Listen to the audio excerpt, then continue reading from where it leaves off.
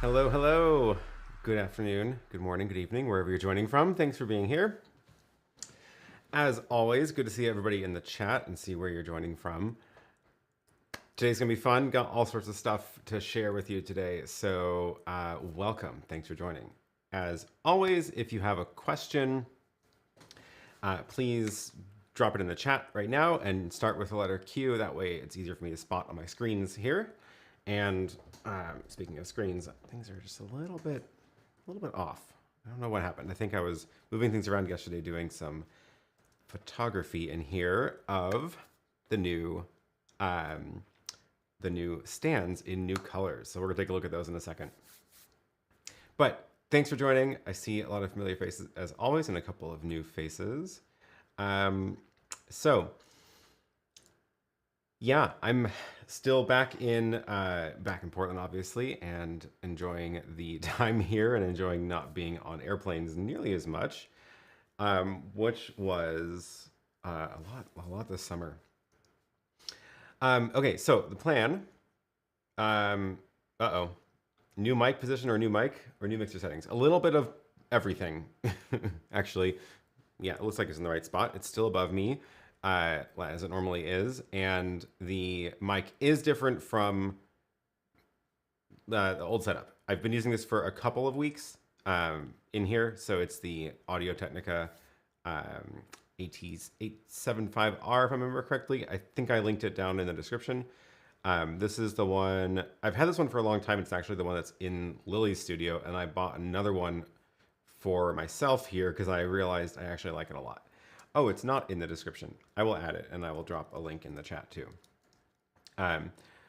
yeah, I like this a lot, and I wanted it to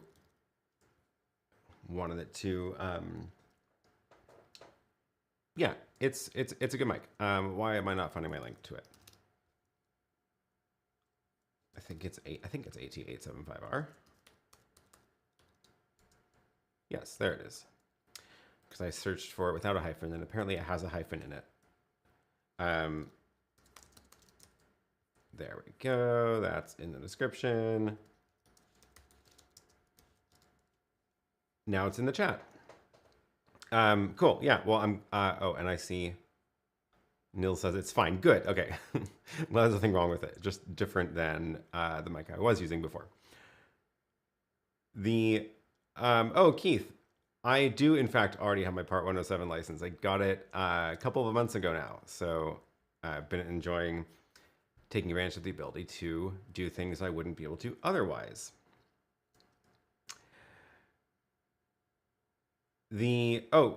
Question from Geert. I have HDMI 1 and 2 intermediate flickering and turning black on the extreme ISO. Couple of things. So HDMI 1 and 2 on the extreme are the special ports that use a different chip than the rest of them for doing the pass-through, fast pass-through on the outputs. So if you're not having the problem on other ports, that could be the reason. First things I would check are the cables, and then like the quality of them, but also the length, because the longer the cable is, the more chances it'll have of having an intermittent signal. And otherwise, it could be that for whatever reason, the device that you're connecting on the other end is not happy with the chips that they're using on input 1 and 2, but you could try plugging that device into any of the other ports, which may not have that problem. So that's what I would do. What is a Part 107? That is the license that lets you fly drones for any purpose other than recreational purposes. So there's, in the US, there is the Part 107 rule that talks about how it's okay to fly drones, what you can do, and there is an exception, like a carve out to that rule that allows you to not get a license and fly recreationally. And the recreational exception is how you can like fly without getting the license, but it's pretty limited in what you can do, and especially if you are ever publishing the footage that you're recording anywhere. So I went and actually did the test, studied, got the test, I got the license, and now I am a Part 107 licensed commercial drone pilot officially. That's what it's called. So the yeah, now there you can do all sorts of fun stuff in there with under the Part 107 rules. So yeah, I did. I have talked about this on the live stream a couple times before, but I haven't done like a video about it yet.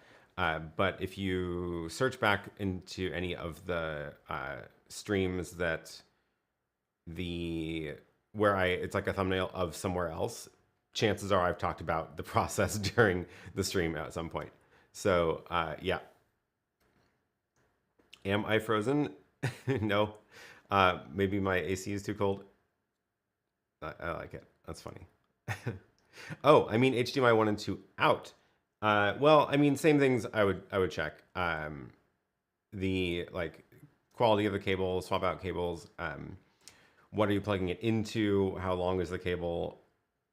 Because again, it depends on HDMI is not super consistent on anything. So I would just start swapping things out until it starts working. And if it's really not working, then time to talk to Blackmagic support.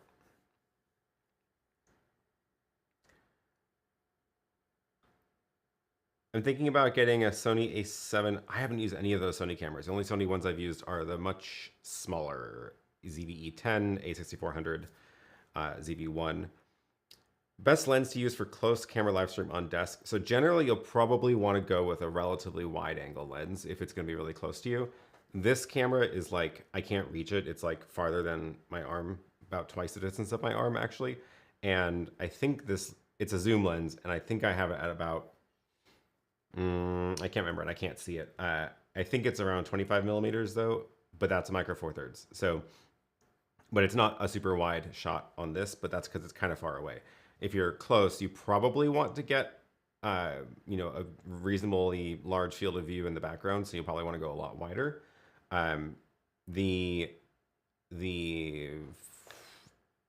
what is it, 15 or is it the 18 millimeter Sony lens is really good.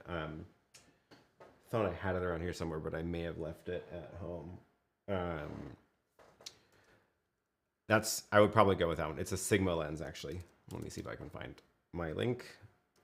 16, Sigma 16. Honestly, that's probably the one I would go with. It's a great lens. I've been using it on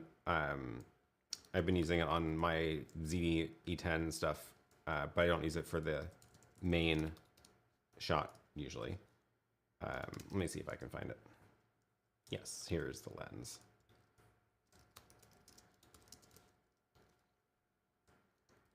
Yeah.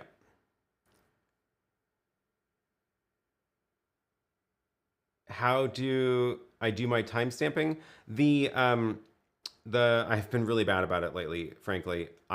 Normally what I do is I go back right after the stream is done, and I have a page that shows you all of the questions that I talked about on the stream. And oh, I just realized I didn't fix my super source layout. I should do that so that I can show you stuff.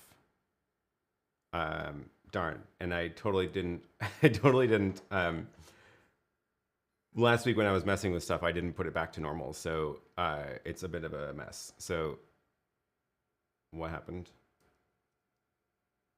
Oh, and I tricked myself again. Here we go. There we go. This is set up to have room for this other stream down there, and I don't have a macro to put it back, so we have to just kind of fix it by hand. So we're going to go back like that. I think that wants to be centered vertically. And then we're going to go to box 2, center that vertically, and go a little bit larger. Yes. Okay, why did I want to show you my computer? There was something I wanted to show. Oh, yes.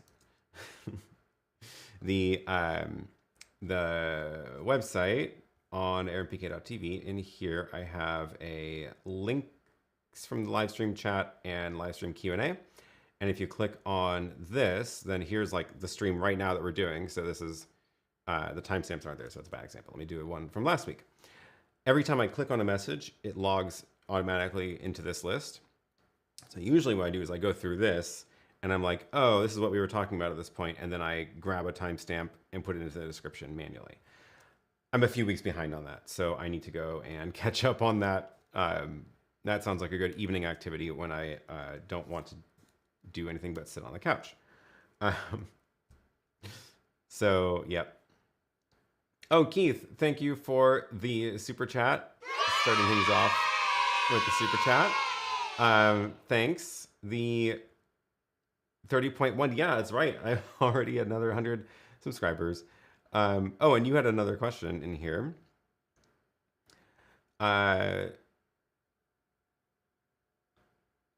Sorry to rabbit trail you with drone talk. Got the first DJI Mini 3 Pro. Cool. Have the Part 107 study guide. Awesome. Yeah, it's fun. I actually got a chance to fly the Mini 3 Pro yesterday because a friend of mine just got it, and we were out actually in Portland.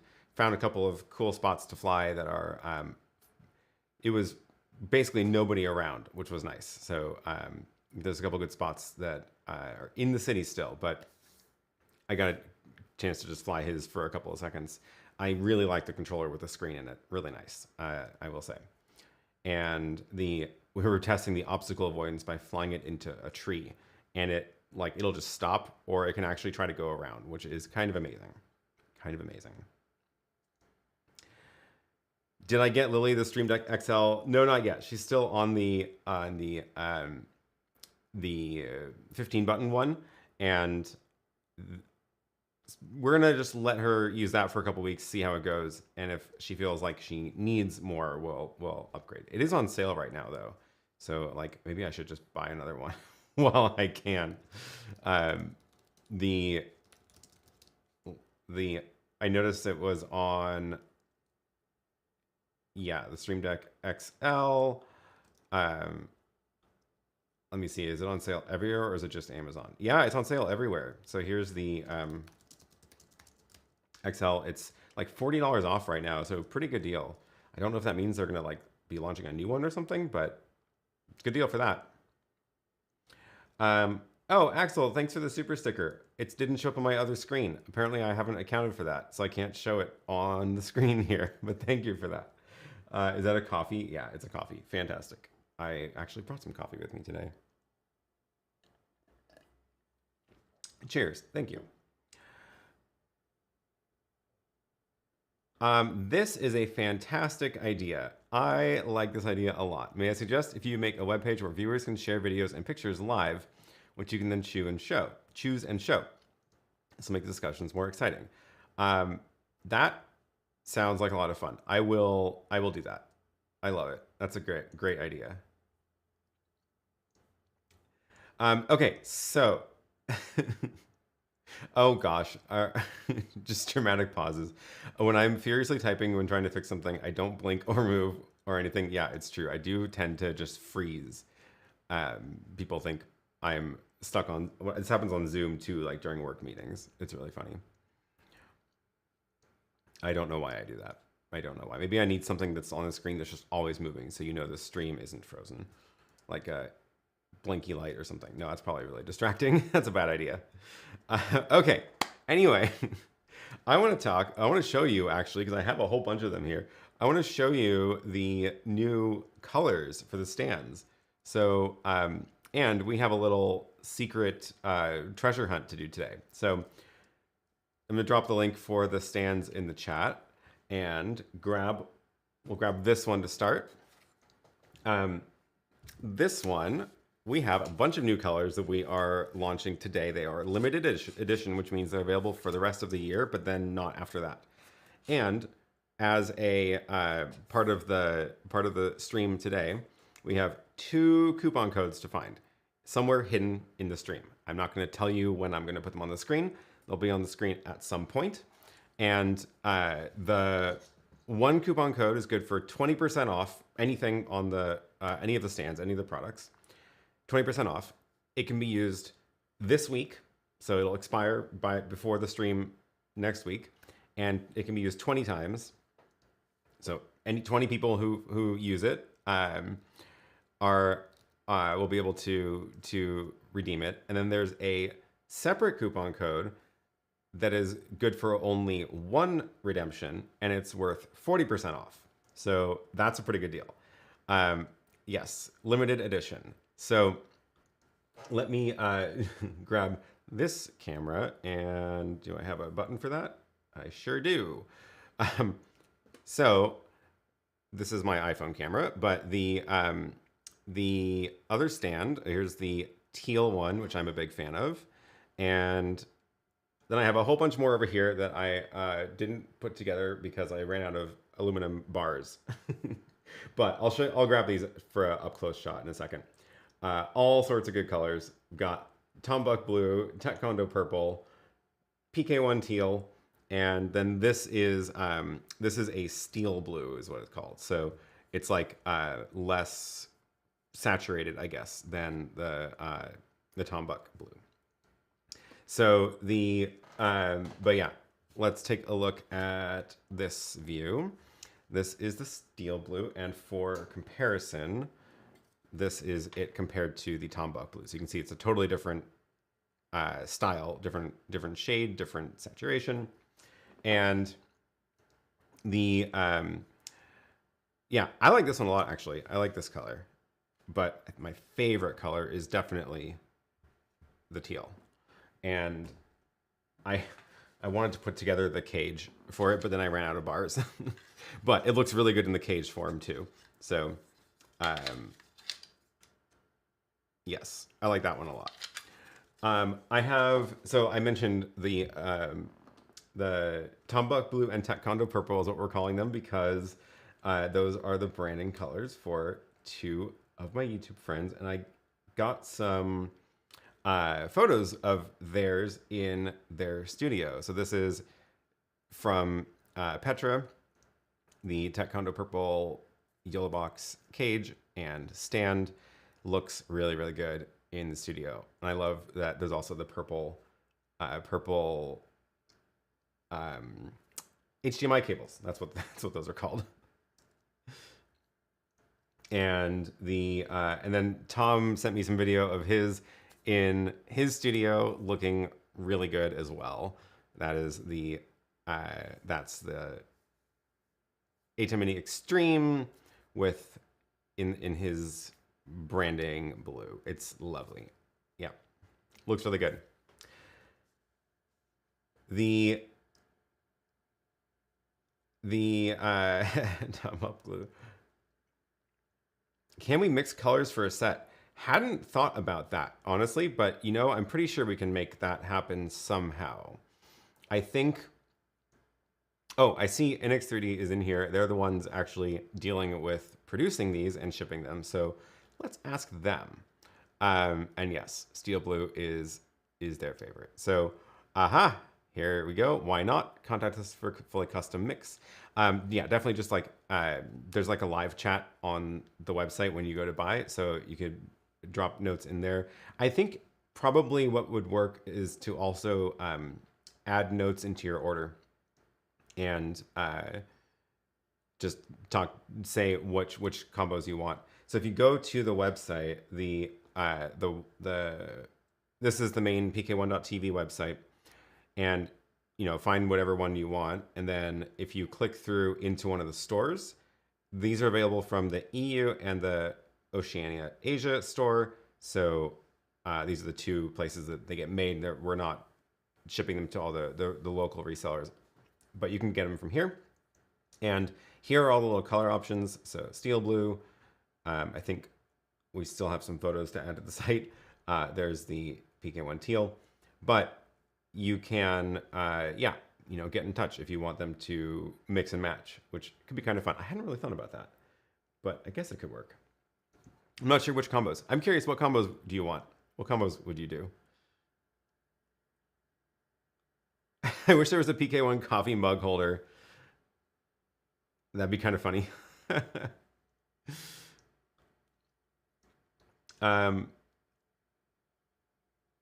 Oh, purple for Mother Bee, not my shade of purple, although I'll still buy it. Well, thank you. Is it not quite the same? Maybe it looks different in those photos. Here's the purple here. It is maybe a little bit darker than your purple. Maybe that's what it is. Let's take a look at it on this one. So this is I guess it is a little bit darker than your purple. I'm trying to remember back to visiting the studio there.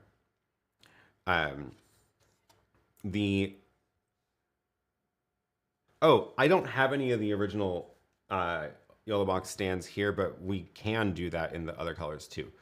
Did we get the product pages up for those?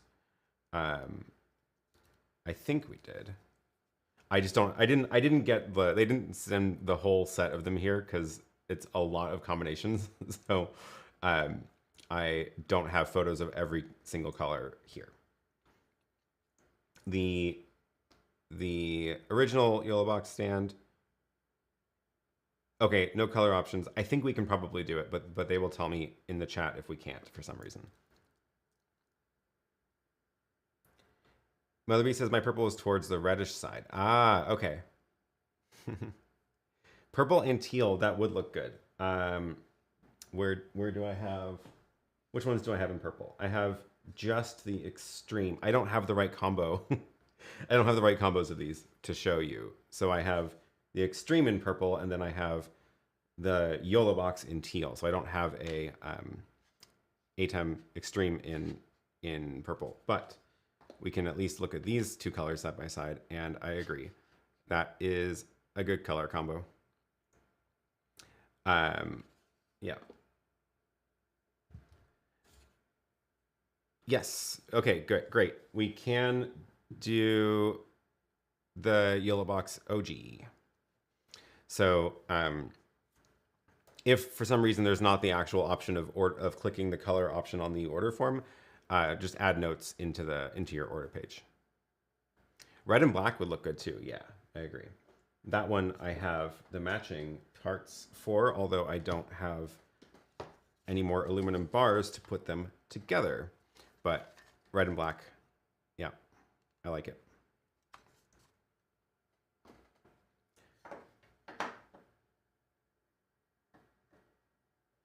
Polka dots is out. That doesn't work super great for the way these are made. Nope. Oh, okay. I see some more super chats. Thank you, Keith, for Lily Stream Deck XL Fund, and also from Thor. Okay, so people are chipping in for Lily to get a Stream Deck XL. I will let her know. I think that might have to happen then. And from Thor, thank you.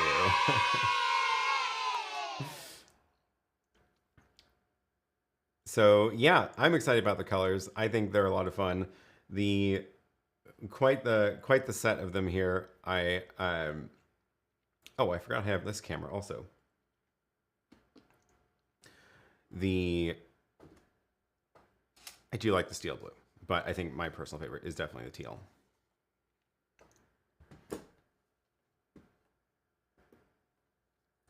How about a cage for the Rødecaster with more tilt up? I know I still don't have a Rødecaster myself. I've never actually used one. But I do remember Mother Bee had one in her studio, and it was way bigger than I thought it would be. I honestly, for some reason, I just pictured it being smaller, and it was huge. So definitely worth a thought. Definitely worth considering. Not quite exactly sure whether it should be the same style as these, where it's like a full, it fully encloses and grabs all four corners. That feels like that might be too much to do for the Rødecaster, just because the Rødecaster is really big. But maybe something that is more like just the back part, that it can kind of sit on the desk on the front and then just tilt it up. Maybe something like that could work. Would you still want mounting things for the back like this though? Let me know about that, because that's another factor. I think isn't there like a 1/4 inch mount though on the Rødecaster, because I know people have mounted it to things. Yeah. Anyway, if you have feature requests for the Rødecaster stand, put them in the chat or in the comments, and we'll see. It could be really interesting. Oh, Randy already has a purple Extreme SDI with the iPad holder. Oh yeah, the iPad holders. I have photos of them. I did a couple of photos. Yeah. Let me switch which device is AirPlaying. The iPad holder is really cool, and it also comes in all the colors. So do I have a good way to do this?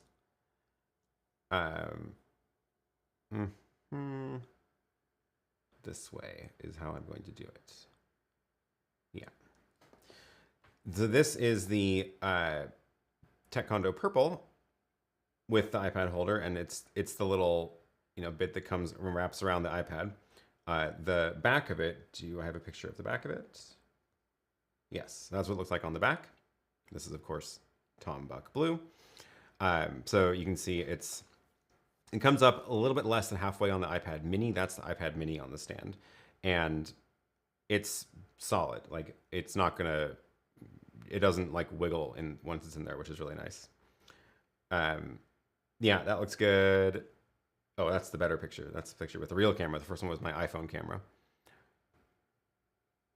So yeah, those parts we can do in the fun colors also to match or complementary color. Here's a few more of the different combos.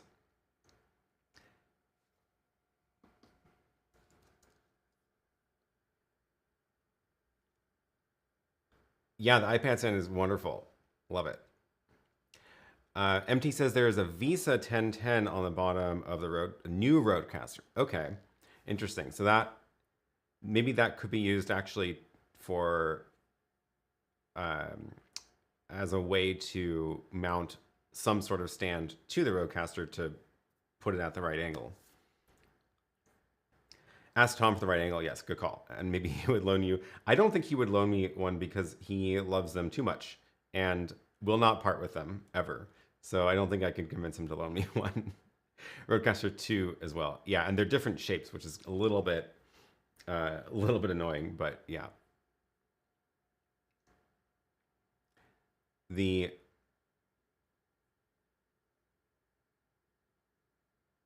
Oh, did I manage to make my chili sauce? We were chatting the other day about my habanero sauce recipe. I did make their fermented chili sauce. It turns out only one of the batches of my peppers really worked. I was not confident that the other ones were safe to eat. I tried fermenting peppers for the first time. I normally make hot sauce in the Instant Pot just by cooking it, and then, but I tried fermenting some peppers, and one of them, the jalapenos, turned out great. The habanero batch I did not smell quite right to me, so I turned the jalapeno one into sauce, and it's great. But I am scared of fermenting. I don't know if I'm gonna keep doing it. I have a recipe that I've been doing for years now for habanero sauce in the Instant Pot, and it's consistent and it works. I think I'm just gonna stick to that. Okay, what else? What else do I have here? I've got the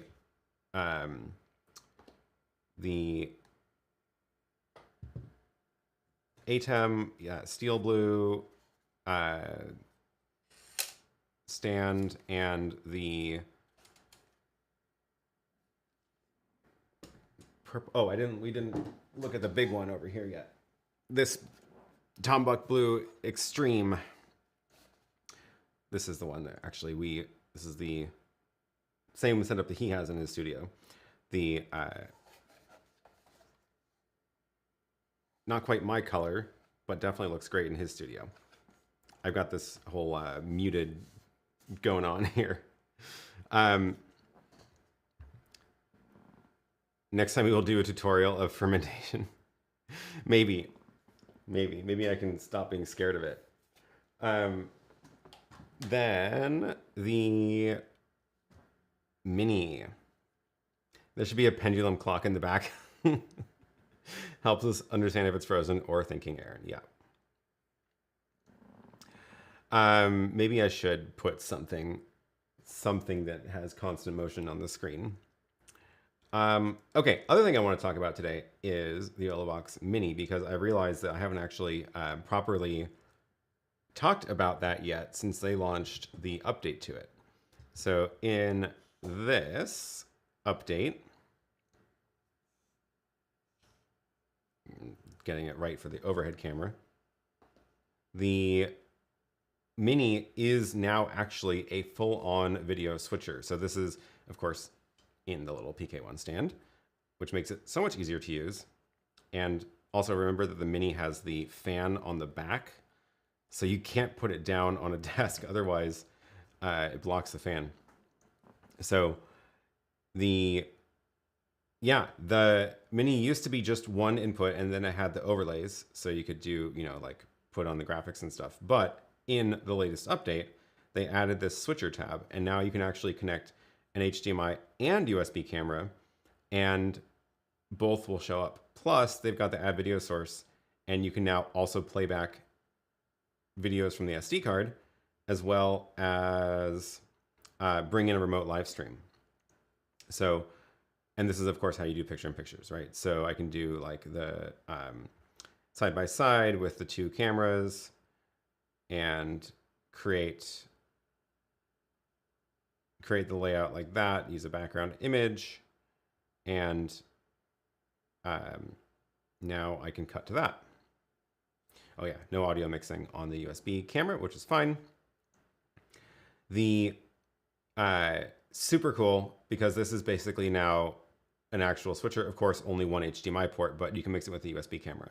And I wanted to try it with the new Insta360 webcam, which what do they call it? Link. Do I have a link for that? For the link? That's funny.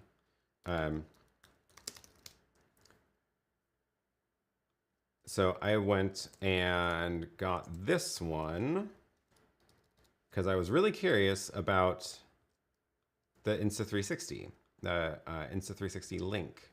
Let me grab the link to that. And cool, it's on B&H and Adorama too. The picture that you're seeing on the screen right now, this is actually a picture of the webcam picture. So it's surprisingly good. Insta360 Link. And I don't have an out, so I can't like pipe it into the actual stream, but you can see it on the screen here. Actually, you know what I can do is I can compare it to the other one. Let me go set the output to the main camera. There we go. So this is the picture from the Insta360, and that's the picture from my main camera. And of course, you're looking at a picture of a screen, so it's not the perfect comparison, but it is actually surprisingly good. And it has tracking. So you obviously can't use the software for the webcam on the YoloBox. And the software is how you configure the camera, a couple settings in the camera. But it does have the gesture control. So if I do that, it should turn on tracking.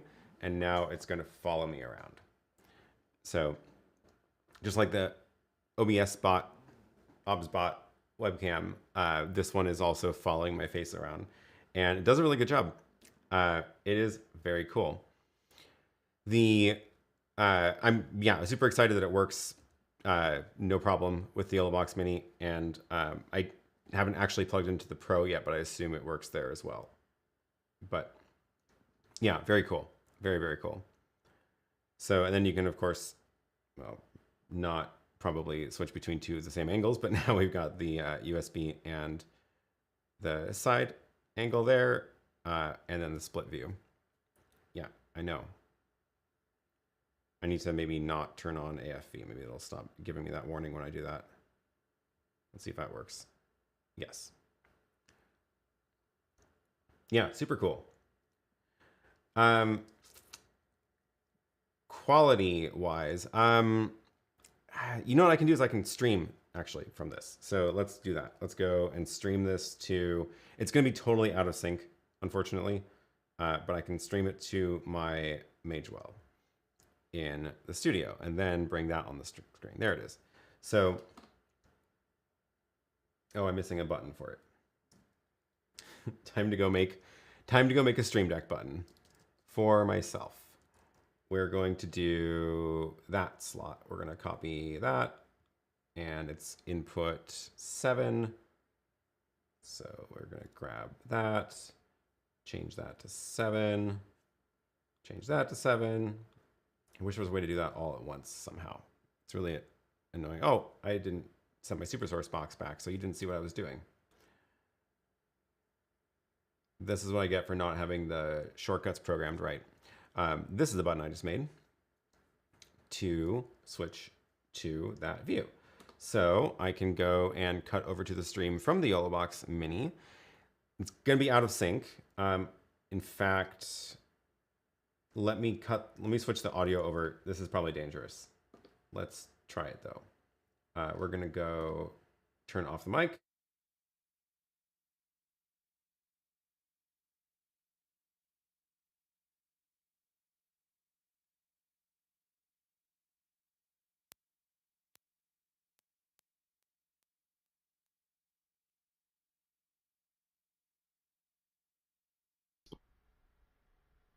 Okay, this is the audio from the Insta360 webcam. So this is a good experiment of how good the microphone is too. Double check that it's actually coming through. Yeah. So this should now at least be in sync because the audio you're hearing is also from the YoloBox Mini. And the video feed is also from the YoloBox Mini. So this is the, let me go back and switch the camera over to side by side. So on the left is my studio camera. On the right side is the Insta360 camera, which should be still tracking me. Yep, there it goes. And the audio is going to be in sync with the Insta360 camera, not the studio camera. Although it's probably only slightly different between the two. The Insta360 microphone is not as good as the Audio-Technica overhead. I am not surprised.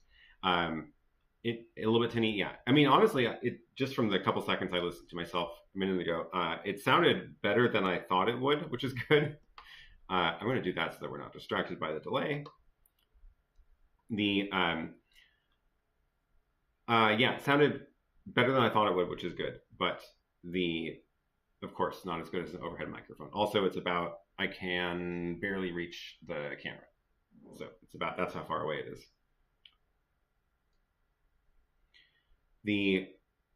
Oh no, my Insta360 Link got lost in the mail from Amazon. Now I have to wait for a refund. That's unfortunate. One of the Elgato things I bought also got lost in the mail, and I'm pretty sure it actually was stolen by the delivery driver. Will it follow me all around? Yeah, it does a pretty good job. It's obviously the audio is going to get worse now as I go back, but it's following me over here. It should follow me. Let's see how far I can go before it loses me behind my mess of stuff. Can it still see me? Yeah, all the way over here on the desk full of parts. That's pretty cool. And can it track me back to the desk? Yeah, that's pretty good.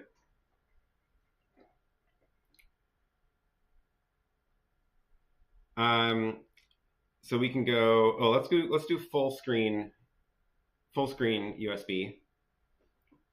So this is now directly from the Insta360 Link into the Mini, streaming to the studio. I can't get that quality from HDMI out to my ATEMs. So I'm not actually doing HDMI out on this, which is the trick. So there is no HDMI plugged in.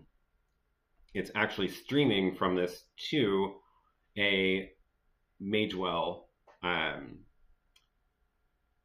the Magewell Pro Convert. That's the word. I don't know why I can't think of names today for some reason. Let's see if I can find the link. Yeah, so this is the Magewell Pro Convert. That link is in the chat now. And that is receiving the stream from the YoloBox, and then that is plugged into my ATEM.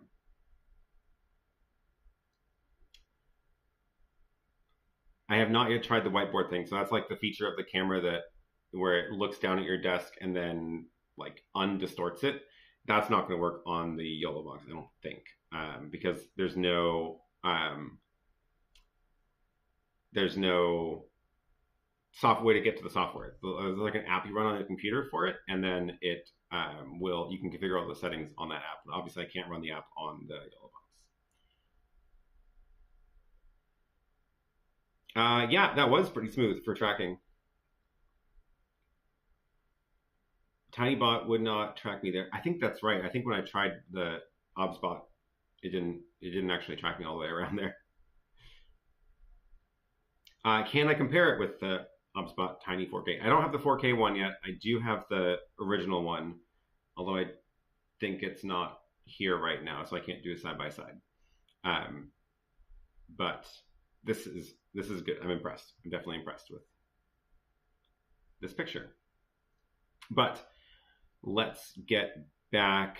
Let's get back out of this.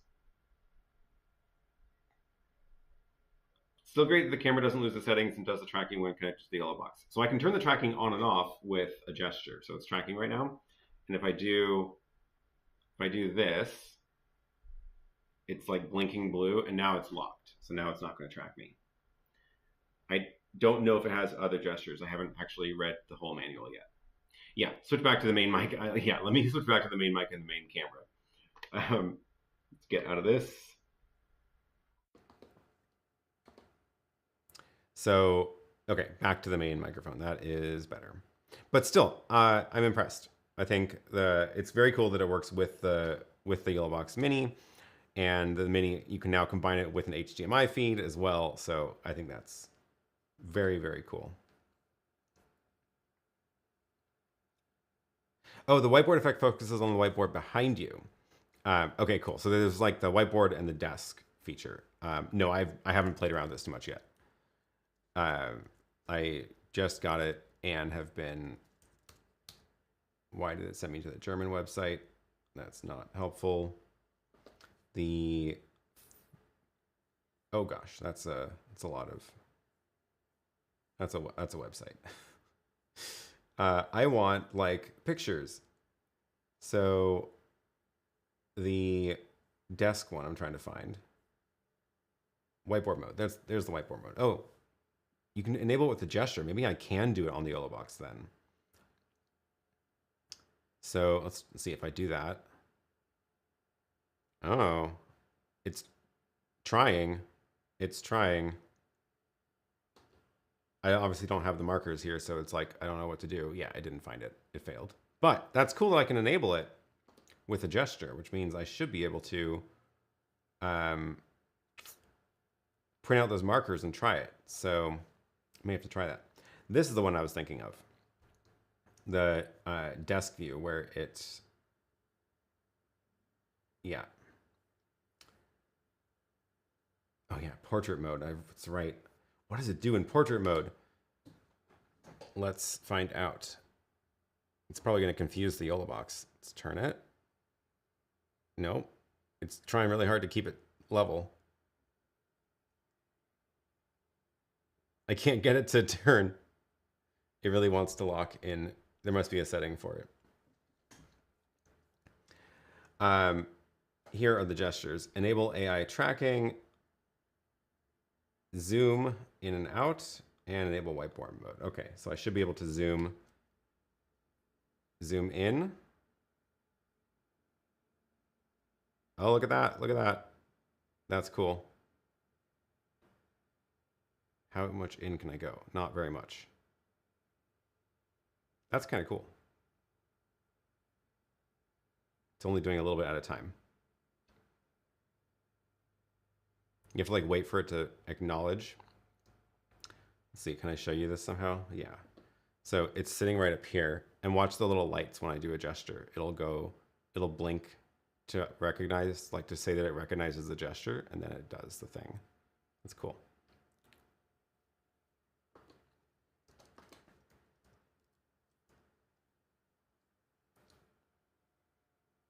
Three palms up will switch to instant mutant mode. That's great.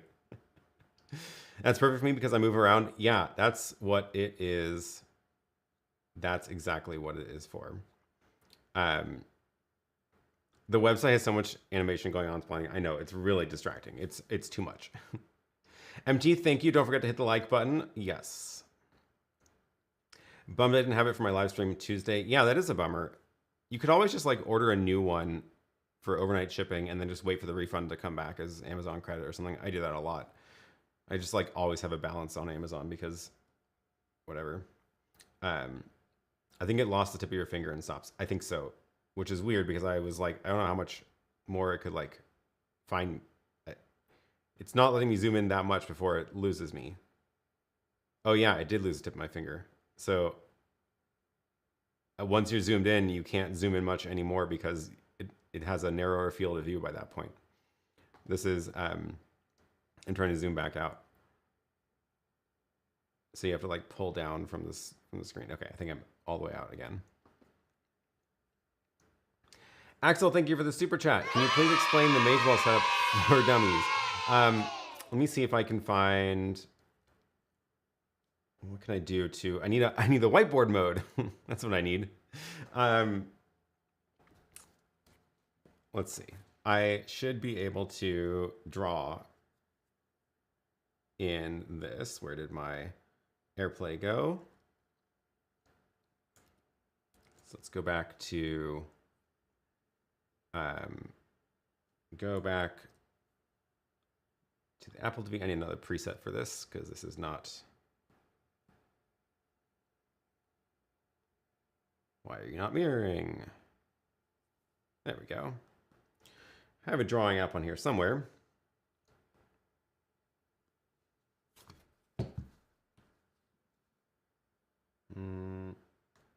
This one. So the idea with the Magewell, it is this little box. And let's see, we have our ATEM down here. So this is the ATEM Mini. And whatever, you know, and any of the ATEMs work, it's fine. It's just HDMI. So that you take the Magewell and that has HDMI out. You can get one with SDI also, but get whatever one makes sense for you. HDMI out into the Mini. This has a network connection. So this is on the other end network. So you need to connect it to your network somewhere, and then you can pull up a web interface to configure it. And basically you turn it into an RTMP server. So you go into its little web interface. Let me show you that really quick.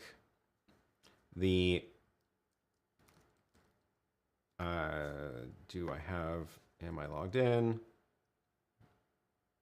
It actually makes you log in with a password and stuff too. Oh, the YoloBox is still streaming to it. That's funny. I forgot about that. I really need my macros back to switch between the computer and the iPad. Okay, Magewell, sign in. And then actually, let me go to the other one. I have two of them in here. So when you go here, now you see all my stream keys, so I'm gonna have to delete these. I was using this with StreamYard too. So basically you go click add RTMP push, and then you say, like, you call it YoloBox or whatever, make up a stream key for it. So whatever you want, type in a bunch of letters and copy that. And then you click on this, select. And now that is going to receive whatever you're pushing to. This is now what's going to be output. So I have one set up for StreamYard where I can go and push from StreamYard to this. But for the YoloBox, you would do this. The trick is the IP address. So this is obviously not a real IP. That's just localhost. So you need to know the IP address of the Magewell device. I think it's on the dashboard. Yeah, here it is. So here's mine. So if I'm streaming in my studio, then I can stream directly to this RTMP address with that IP address replaced. So it would be RTMP 10.11.70.76/live/ blah, blah, blah, blah, blah. That's the URL I would put into the YoloBox config. If you want to stream from outside your studio, then you need to deal with port forwarding, which is a bit more of a process. So port forward from your router, the RTMP port over to this device, and then you can use your IP of your external IP. That is obviously more steps, but doing it from inside the studio is a lot simpler because you don't need to deal with port forwarding. The one thing to remember, though, is that you will then need to put the YoloBox into direct mode, not, where is it? Streaming mode, direct, because then this streams directly to that IP address and it will not go over the internet. Using YoloLive's multi-streaming service goes to the internet first, and then they broadcast to whatever it is, so they obviously can't broadcast inside your network. So that's that. And then let's go back to the iPad. So you take the YoloBox over here, and whatever internet connection it has, obviously, it'll be streaming over the network connection into there. So network over RTMP. So we do have a little bit of a delay there, which is, you saw the delay for a second before I'd switched the audio over. That's the delay of, let's see, I'm going direct, and so it's going from here to inside my studio, not using YoloLive servers. It's not that much of a delay considering it's RTMP, but it was obviously a delay. If we go back and look at, where was it? I want to show you, no, I want to show you this camera, and I want to show you, I I want to show the stream. So let's make a little picture in picture for that. Magewell 77. It looks like where is it? Why are we not? There we go. This little thing in the white box is the stream. So now you can see the delay. It's a full second about, I guess, which is not too bad considering, but yes. That's the one thing to keep in mind.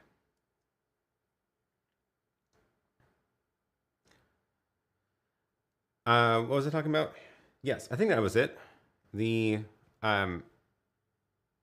So that's the deal. That's the Magewell. It's a really handy little device. It's basically what I wanted the Blackmagic streaming bridge to be. The Blackmagic streaming bridge does the exact same thing, but only receives a feed from ATEMs and web presenters. So the Magewell device receives a feed from anything RTMP.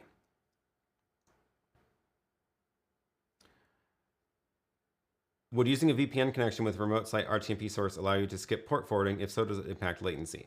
It would let you skip port forwarding. So I have a VPN site-to-site set up between home and studio. So I can address any device at home by its local IP address. So like when I go and when I was configuring Lily's Stream Deck last week, I can just go type in, okay, you know what? I need to make this button.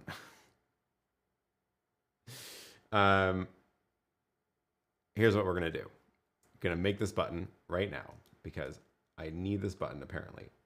Cannot do things without it.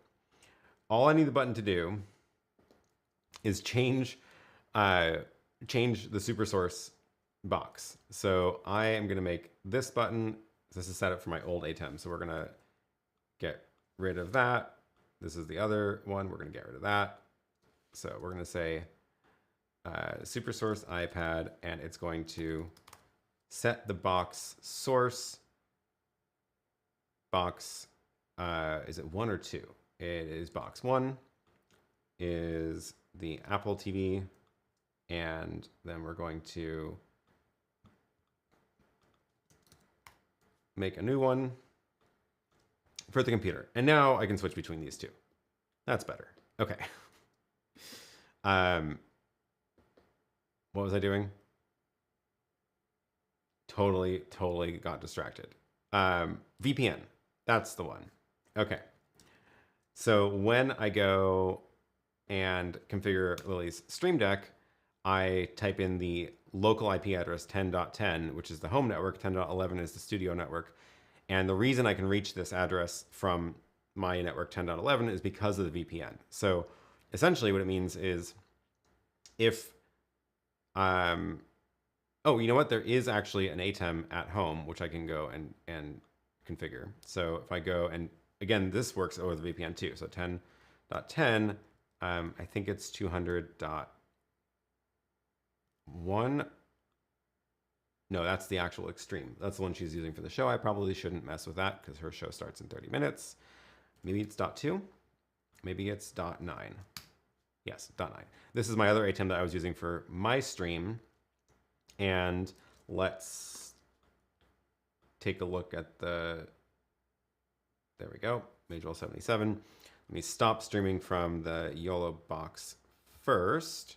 And then I need to go and figure out that stream key on the Magewell.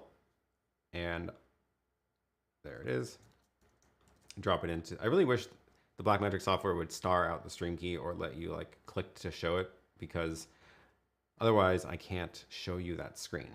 So I've just set up that ATEM with the stream key for my Magewell. And now I should be able to, from this, well, I guess you're going to see the stream key because I have to show it to click the button on air.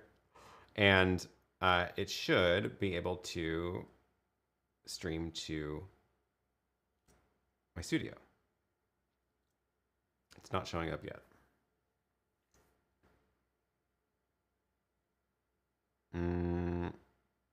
Why not? Do we see a signal here? Yes. Is it... What's going on? And the ATEM isn't complaining. It thinks it's on there. Maybe it's just, oh, you know what? I bet it's just that it's streaming black. Let's go and stream color bars. Yeah, it was working. I need to show you my multi-view. How can I do that? I can do that by clicking that and then clicking this. Ooh. Ignore the tunnel vision. I don't have a good way to do this anymore. But now you can see all the sources I'm looking at for the stream. Ignore the top right corner. The top right corner is because you're looking at that on stream, but everything else is, yeah. So this is the ATEM at home, and it's streaming to the Magewell 77, which is in the multi-view up there. And if I change the color, I just don't have anything in the input one, which is what it was. So it was streaming black. That was from that show. So this is working, and the delay is also not that bad. And this is going over the VPN. The ATEM doesn't know it's a VPN. It's because it's a site-to-site thing. So yeah, it works quite well. And it's not that much of a delay, again, which is nice. Obviously, the delay depends on your network conditions. And I've got gigabit at home and the studio, so it's a pretty fast VPN. Although I think the VPN doesn't actually go gigabit speeds because it's, I think it's a normal 100 megabit actually between the two. But yeah, that works quite well.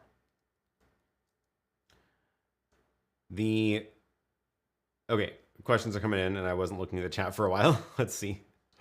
Go ahead and make the button. Yes, thanks. So, okay, so you can technically use the YoloBox to stream to an ATEM in picture-in-picture to show PDF and video clip. Totally. So if you wanted to use the YoloBox as a PDF and video clip player, I would probably actually connect it with an HDMI cable at that point. Honestly, I just don't have one here, and I can't reach any of the HDMI ports in there right now. But I would probably do it that way because it can output over HDMI also. But the network streaming thing is actually really nice because it means you can use it for remote stuff. Like, yeah. Smart to have the home and studio networks on non-colliding subnets. Yeah, that was my plan. I knew I was going to want to do the site-to-site VPN stuff was like my stretch goal. But I knew at the very least I would want to be able to VPN in from a computer to the other location, which is like the easier version of it. And obviously for that, you need to have non-colliding subnets.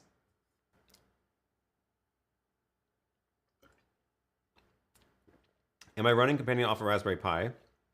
Yes, I am. There's a Raspberry Pi here and at home, so both are running Companion.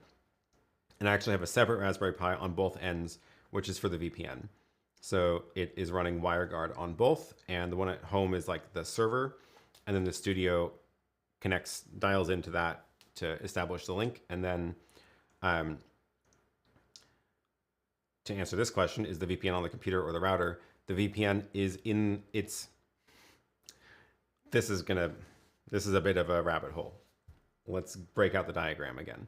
And now I have a button for it. So let's get rid of this. The site-to-site VPN is a very cool trick. I'm just looking at the time because I don't want to go too long over lilies. Let's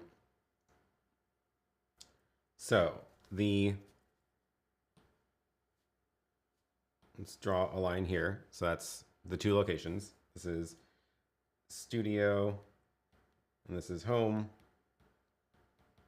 And so there's a router at home. And there's a router at the studio.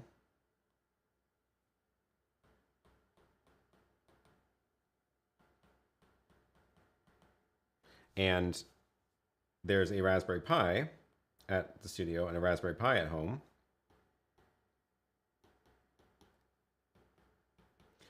And these are connected, of course, with a cable. And then here's like, here's that ATEM. And here is the Magewell. Obviously connected to the router. And the Pi is running WireGuard. So this is, it's called WireGuard. Search for it. It's great. It's free, open source. So those are, this one is the server. And this is the client or guest. I don't remember the term. So basically what happens is this Raspberry Pi goes, this is running the server. So this Raspberry Pi at the studio goes and tries to make a connection to the Raspberry Pi at home. So it does that over the internet. So it goes, it knows the IP address of my home router, goes, I don't really know how to draw this line. Like it's going obviously through the router, through that router, and into that Pi. That means that the Raspberry Pi at the studio now is like connected to the home WireGuard server. That's not enough. That means that my Raspberry Pi at the studio could talk to things at home, but nothing else in the studio can talk to things at home. The secret that makes it work, and the reason that I've not been able to make a video explaining how to do this, like a tutorial about this, is because it's super dependent on the ability of you to configure your router in what's called a static route. So the router has a static route configured that says, if any traffic comes in from a local device meant for 10.11, remember my home network is 10.10 and studio is 10.11. The static route says if anything comes in for 10.11, then instead of sending it out the internet, actually route it to the Pi. And then the same thing is on this end. If this router says if anything comes in from 10.10, send it to the Pi instead. And then the Pi is running WireGuard plus a couple of extra rules, custom rules, firewall rules that say, oh, if you've got traffic for 10.10, send it to through the VPN connection and vice versa. So it's set up on both sides, which is the magic. So that's the reason it works. And it's kind of confusing to explain and to configure. So sorry if that is totally lost you. Am I still streaming on the YoloBox? No, I stopped it because I wanted to use the Magewell for the ATEM. But I am still streaming on the ATEM, so I should probably stop that at some point. Which type of VPN would be best for AV connections? I guess not OpenVPN. I've had pretty good luck with WireGuard, so I've been using it for streaming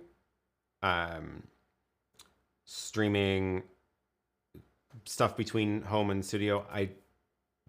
When I was trying out last week, trying out the Stream Deck buttons for Lily, I also streamed from her ATEM into the studio, and she was on, said a couple of words while we were testing out the buttons. So I don't know. I think it works great. I've heard about, but never known about static routes, but that makes total sense. Way helpful. Thanks. Maybe I will do a video about it because it is very confusing, and trying to watch other people's videos about it has not helped me. So maybe I can actually make a video that's helpful. I've also known about static routes for a long time. I never knew why I would want to use one. And then I was like, I think this is what this is for. And it turns out, yes. May I buy your drawings as a poster? Sure. Although I erased the other one, sorry. Yeah. My multi-view is in the ATEM Mini. Yes, that's what I was doing. So because I don't have the ability to route the aux outs of the Constellation to make the multi-view, I have to actually, I'm running through a separate ATEM Mini. So up on here in this stand, I've got the new ATEM Pro SDI. And one of the inputs to this is the multi-view of the Constellation. And the others are just camera angles. So I can set that. So you can kind of see it in the thumbnail. This is like the full camera. This is the multi-view, and then I send the one output goes up here to the monitor, but the other SDI out goes back into the Constellation. And that's why I can show it to you like, if I can find it, like that. So that is the deal. Not as good as I had it set up last time because I could do it without the tunnel vision last time. So I need to figure out how to show you this multi-view without the tunnel vision. So we'll get that sorted out at some point. WireGuard has great hardware support now. It's available on OpenWRT, MikroTik, and more. Yeah, and the GL iNet routers also have it. So it is a great option.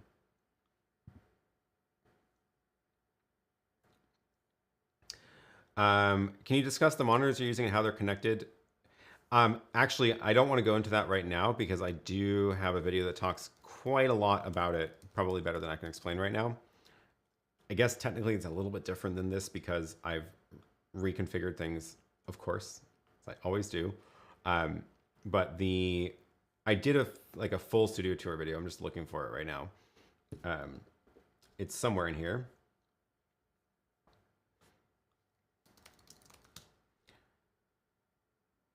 Yeah, this one. So in my full studio tour video, that is where I talked a lot more about that. So take a look at that. But essentially, the short version is, that was the wrong one, this one. The short version is this monitor is plugged into, my computer is running into a converter, SDI converter. The HDMI out goes to this monitor, the SDI out goes to the ATEM. So this is basically directly from the computer, but then a copy goes into the ATEM, which you can see in the thumbnail. This monitor is not plugged into the ATEM. This is actually plugged into this one. So I can change what goes onto that monitor by changing the buttons here. So I usually have it set to show me the multi-view of the Constellation. And if I wanted to change it to other things, I have the ability to by changing what this ATEM is sending out. Those are those two monitors. And then every other monitor is basically plugged into the Constellation. So that teleprompter is showing me the web presenter, but it's actually routed through the Constellation. Because then I can change that to show other things as well, like change the teleprompter to show me, for example, the Apple TV, if I wanted to have a copy of my iPad on the screen, or I could put my computer up there. That way I can do a Zoom call. Or if I just want like a confidence monitor of myself for whatever reason. But I usually have this one set to the web presenter. That way I can keep an eye on the streaming status and the audio. So that's the short version. This is now without the SDI matrix. This is all going through the Constellation. So no SDI matrix in this. The studio tour video talks about the same kind of use, but using a SDI matrix instead. Looking forward to that video about the VPN. I currently use TeamViewer to remote into a PC and troubleshoot from home. Accessing settings from the local browser would be nice. Yes, I agree.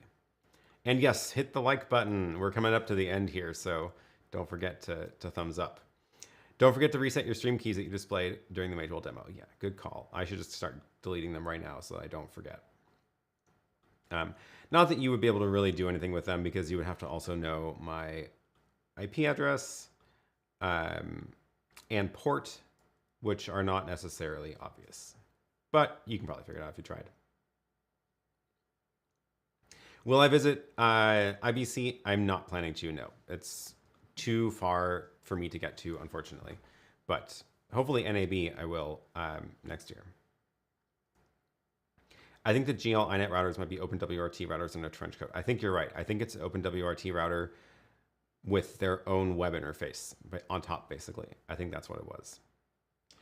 Can the Mevo stream to the Magewell? Yes, they can, totally. Basically, the Magewell will take any RTMP source. So most things that stream RTMP can end up streaming to the Magewell. So that's also really cool.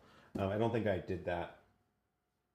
I haven't done that recently here, but I should set those up somewhere so I can show them off more, because they also are very cool. If I wanted to get the Insta360 Link into an ATEM Mini Pro 40 feet apart, how can I do that? Or is there a better tracking camera option? I mean, this is an affordable tracking camera option, and it's quite good quality for the price. I'm sure there are better tracking cameras that are like thousands of dollars, but getting this 40 feet away from the ATEM, I would say is probably 40 feet is, you might be able to do it. Well, you're going to need to convert to HDMI, right? So you plug it into the YoloBox and then take either stream it over the network, which then doesn't matter the length, or take HDMI out of this, which should also work. I still want someone to make an affordable UVC to HDMI device, so we'll see. Could you repeat the full product name of the Magewell device? Yes, it is let me drop the link also again. It is the Magewell Pro Convert. So it is a it looks like this. It's a little box. They have a couple of different versions. Magewell Pro Convert. They all have the same feature sets. It's mostly about what standards and ports they are. So I haven't used any of the 4K ones yet. I've only used these little gray boxy ones. But there's transmitters and receivers. So these are the receivers. This is the one I have is actually the NDI to SDI. Although I think I also have the H.264, which is the same thing as the NDI version, but without NDI. It's called NDI to SDI, but it supports other things other than NDI also. It's just that this is the only one that has NDI. And then they have HDMI port if you want instead. So this one probably makes the most sense for most people because you're probably using stuff with HDMI ports. So HDMI out on that, but then this one has the SDI out if you're using a larger ATEM, like a Constellation.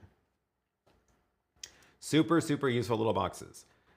So yeah, you can add NDI sources, RTSP, HTTP. I don't know what has support for that. Maybe you could tie it into Nginx. If you are doing SRT, you can also use this option. I have no idea what TVU ISSP is. I've never heard of that before. RTMP push basically turns it into an RTMP server. RTMP pull is where you have some other RTMP thing that you're pulling the feed from, but the push is the one I'm using for this demo.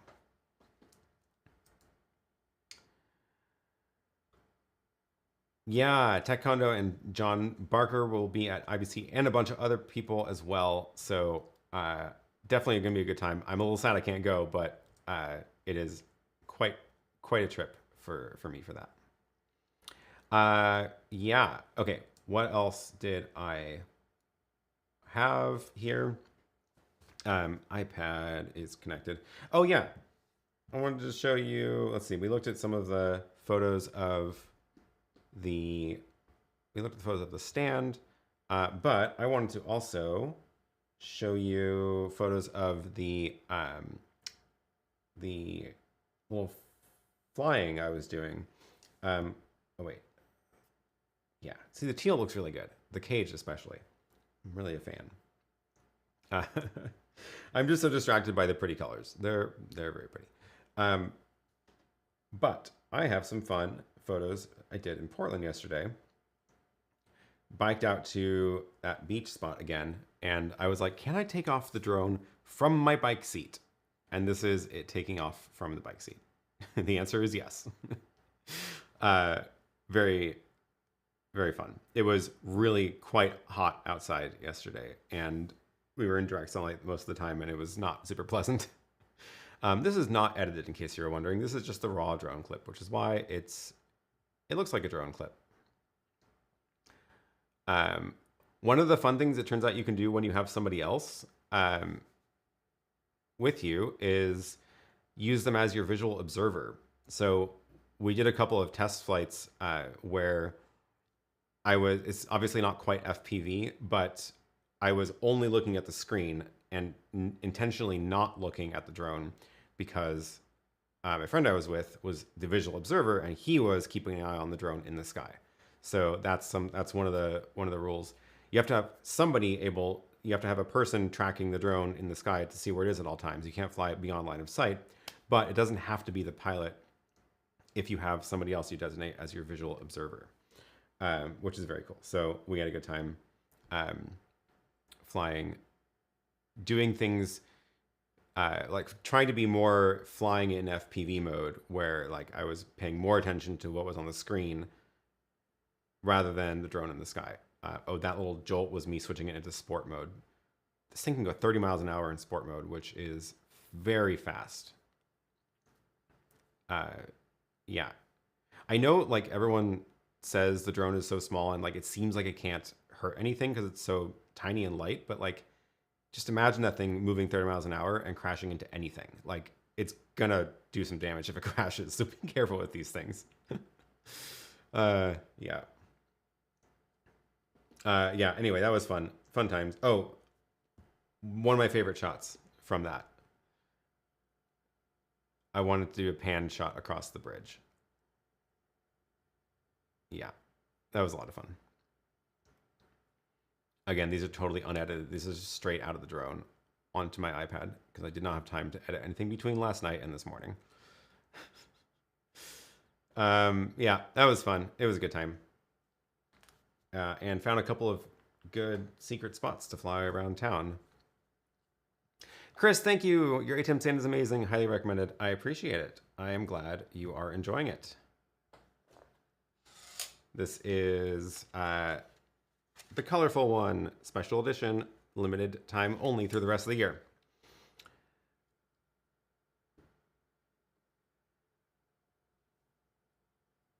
Oh yeah, this is a good point too. If it's falling, it can probably reach faster than 30 miles an hour. Yep. I have, what's a YAP? Is that a YoloBox? 2 cameras mounted in a vehicle. I want to live stream while driving safely. What do you recommend for secure internet while moving 65 miles an hour? First of all, I would say definitely don't control the live stream while you're driving. Please pay attention to the road. But if you are, if somebody else is driving and you're live streaming, or if you're not switching cameras, like the YoloBox actually does auto switching, which is, I would definitely recommend for this. There's the, once you have the 2 cameras connected, you can go and, wait, is it this one? Yeah, auto switch. So you can tell it to auto switch between whatever sources or layouts you want, and then how long you want it to stay on each angle. And then it'll just go. So do this for driving. That way you don't have to touch this thing. So set this up. It'll just be off to the side. But your actual question was, what do you recommend for internet while moving that fast? I don't know. I think that's going to be a real challenge because it totally depends on where you're going to be driving. But you probably at that point want to do some sort of bonding connection, and the live view stuff is great. I don't have any experience with the live view stuff, but Tech Condo does. So definitely check out her videos. I don't have, I have never used one myself, but you probably want to do a bonded connection at that point because otherwise you run the risk of glitches when you hop cell towers. You could use the nice bridge shot to illustrate bridging your lands in future videos. The observer can fly as long as you are there with your Part 107. Oh yeah, totally. That's right. You can like, I forget the exact wording on that. You can, somebody else can fly under your license if you're there. I can't remember the specific limits on it though. UpSwap makes a $60 UVC that works well and even works with an ATEM USB output. Oh, you know what? I did see that the other day, and I don't remember it being $60 though. Where is that? Oh, we're really getting close to the down to the wire here. Did I do everything I need to do? I'm trying to remember that. All products. Switch back to the computer. It's 170. This is now the cheapest one I've seen. Supposedly, this is exactly what I wanted, which makes sense because they're making UVC cameras. USB in, HDMI out. I should see if I can get them to send this to me because this is definitely the cheapest one I've seen. I tried that other one. It was like 280, I think. It's not meant for this, but you can use it this way, and it worked. But it's a bit expensive for that purpose. So 170 is better. Don't forget to return the lease up to normal in case you change it during the demo. No, I was messing with my ATEM that I left set up 2 weeks ago when I was doing the stream in her studio about setting up the Stream Deck buttons. I actually set up a second ATEM to run my stream so we can mess with her ATEM. And that's this one. It's the ATEM Mini ISO with 4 inputs. So that's what I was using for the demo. And I guess I should just stop streaming because, yeah, don't need to waste that bandwidth. They are $60 on AliExpress. Well, in that case, I will buy one with all the super chats from today, and I will let you know how it goes. Because I can just buy it if it's $60. Who knows when it'll arrive, though? Yeah. Hello from Lima. I am late. Welcome. You can scroll back and check out all sorts of fun things. Okay, we got 5 minutes. Talked about drones. Talked about special edition colors. Again, if you do want to get one of the stands in the fun colors, they are available through the rest of the year. So we have, I think this is the full spread of colors. They're only available through the rest of this calendar year. So this is your chance. We have Steel Blue, which is that the one on the left. We have the Tech Condo Purple, Tombuck Blue, PK1 Teal, and the normal black, red, and white options. And if you are watching this in the replay or live, then I now have already shown you a couple times the coupon code on the screen for the 20% off, which is good for 20 redemptions, but this week only. And that works on the Inix3D stores. So it won't work on the other sellers, but it's for the Inix3D stores. And then I also snuck in another coupon code, which is only good for the first person who redeems it, which is good for 40% off. So they have been shown now at some point during the streams. They may not be super obvious, may not necessarily be in text form. So you'll have to figure it out. And we'll do that again next week. So go ahead and, yeah, if you spotted it, please take advantage of it and let me know.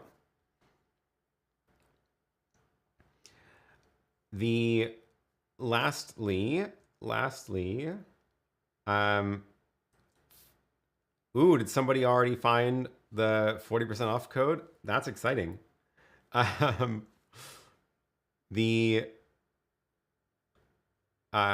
great. Congratulations. There will be another 40% off next Sunday, but the 20% offs are good for 20 redemptions, so you can still use those this week. And yeah, I shared the little video clip of all of your channels last week during the stream.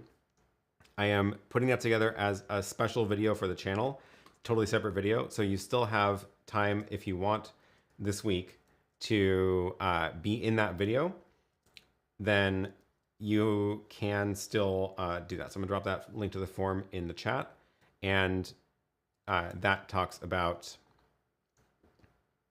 what to do. About a minute. Please don't use any music because I'm gonna edit into my own music. I will do edits on it. I'm gonna chop it up, but basically introduce yourself, talk about what your channel is, and something that you learned from my channel. And I did the teaser in last week's live stream, so I'm gonna finish putting those together for the full video and do that this week because I'm gonna be working on that starting on next weekend. Thanks, Axel. Appreciate it. All right. We're going to wrap this up. And what I'm going to do is we're going to go visit Lily's live stream. She is starting in just 2 minutes. The link is below, but it's also going to automatically redirect you if you're watching live as soon as I end this. So she is going to be talking today about Brexit 947 days later. So I will see you over there. Thank you all for watching. Thank you for all the super chats. Thanks for tuning in every week and bringing your questions and bringing your expertise. And thanks for answering other questions in the chat, which always happens. So Keith, excellent. Send me a video. That'd be great. I want to make sure your channel gets into that video, so it'll be fun. All right. Thanks, everybody, and I will see you all again next week.